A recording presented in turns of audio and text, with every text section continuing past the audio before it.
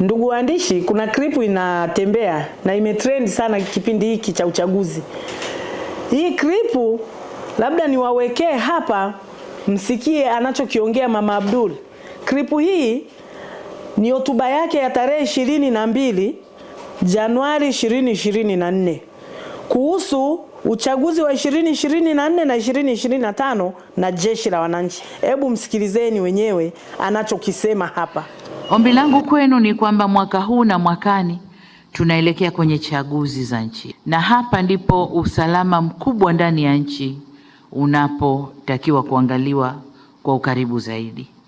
Kwa niwaombe sana Jeshi la Wananchi wa Tanzania kwenye kamandi zenu tofauti kujipanga kwa ajili hii, sababu tuko wengi, ni chaguzi ambazo zinashirikisha vyama vingi vyenye nia tofauti. Hatuoni kwamba kila kitu kitakwenda kama kilivyopangwa. Kwa ni vyema tukakaa tayari kukabiliana na chochote kile kitakachojitokeza. Sasa huyu ndio kiongozi wa nchi tuliyemtegemea. Yeye ni amiri jeshi mkuu, anaanza kuiweka nchi kwenye tension kwamba uchaguzi ni vita. Uchaguzi ni vita kivipi?